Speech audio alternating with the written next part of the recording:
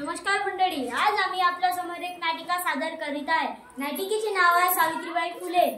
प्रस्तुत नाटिकेत स्त्रियांचे शिक्षण इतिहास म्हणजे स्त्रियांचे शिक्षण कसे सुरू झाले हे आपण आजच्या नाटिकेत बघणार आहोत। चला तर बघूया नाटिका सावित्रीबाई फुले। काय बाई, आज आपण बघतो पुरुष मुले शाळेत जातात शिकतात, पण मुली का जात नाही? अगं बाई, तुला माहित नाही का मुलींच्या शिक्षणाला परवानगी नाही। मुलींचे जीवन म्हणजे चूल आणि मूल एवढ्या चौकटीतच आहे। पण आपल्याला पण शिकायची संधी मिळायला पाहिजे ना। शिक्षण हे समाज परिवर्तनाचे माध्यम आहे। काही विशिष्ट लोकांच्या शिक्षणाने समाज बदलणार नाही। त्यासाठी सर्व दीनदलितांना, गोरगरिबांना, स्त्रियांना, मुलींना शिक्षण मिळाले पाहिजे, तेव्हा खऱ्या अर्थाने समाज बदलेल, क्रांती घडेल। घरातले एकदाचे काम आवरले बाय, आता काय करावं? सावित्री, अगं सावित्री, काय करतेस? नेहमी कामात असते। काय आहे तुझ्या हातात? अच्छा, पुस्तक आहे। तुला लिहायला वाचायला आवडतं वाटतं? हो, मला लिहायला वाचायला आवडते। हा, मी तुला लिहायला वाचायला शिकवतो।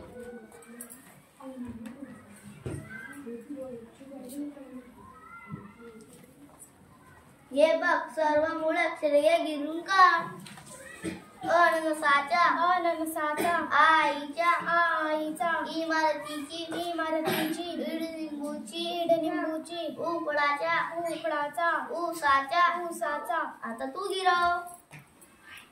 अननसाच्या आईचा इमारतीची इडलिंबूची उकडाचा ऊसाचा। ही बघा, मी सर्व मुळाक्षरी गिरवली होती, माझ्या पाठही झाली। छान छान। आता तुला वाचन सराव करायला हवा। हो, मी वाचन सराव करेन।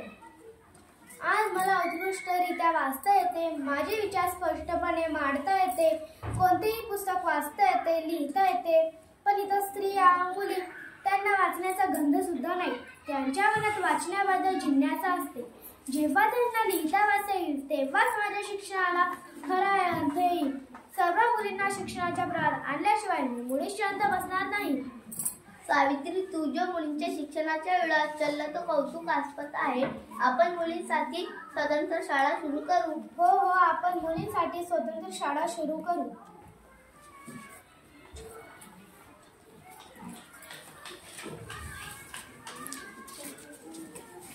अरे, तुम्हाला काही माहित आहे का? नाही, आम्हाला काहीच माहित नाही। सावित्रीबाई फुले आणि ज्योतिबा फुले यांनी मुलींची शाळा सुरू करायचे ठरवले। नाही, आपण धर्माच्या विरुद्ध जाणार नाही। आपण कदापि मुलींची शाळा सुरू होणार नाही। तर मंडळी, सावित्रीबाईंनी वाचन सराव करून त्या लिहू लागल्या व वाचू लागल्या, भाषणे देऊ लागल्या। हाच तो पुण्यातील भिडेवाडा, जिथे सावित्रीबाईंनी मुलींसाठी पहिली शाळा सुरू केली। राधाबाई, सखूबाई, ताराबाई, हिराबाई, इकडे या।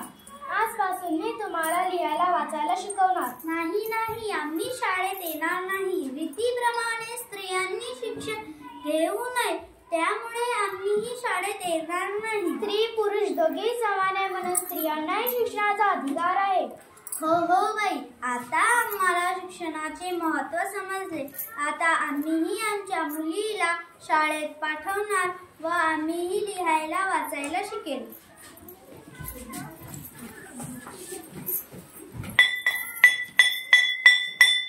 आल्या का तुम्ही सर्वजणी? हो बाई। बसा खाली। आज मी तुम्हाला मुळाक्षरे शिकवणार। अननसाचा आईचा इमारतीची इडलिंबूची उकडाचा ऊसाचा। ही सर्व मुळाक्षरे तुम्ही उद्या गिरवून आणायची। हो बाई।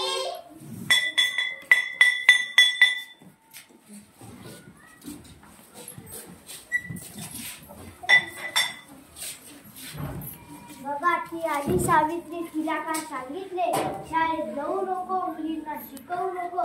ती ऐकतच नाही। एका तिच्या अंगावर तुम्ही मला किती त्रास दिला तरी मी मुलींना शिकवणे बंद करणार नाही. सोडा माझा रस्ता, जाऊ द्या मला. सावित्रीबाईंच्या अथक परिश्रमामुळे त्यांचे मेहनतीचे फळ बघायला मिळते. ते असे.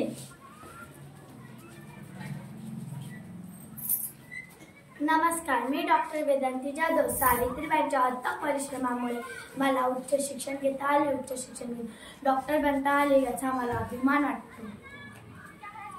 नमस्कार, माझे नाव विनायक. सावित्रीबाईंच्या परिश्रमामुळे मला शिक्षण घेता आले. उच्च शिक्षण घेऊन इंजिनियर बनता आले याचा मला अभिमान आहे.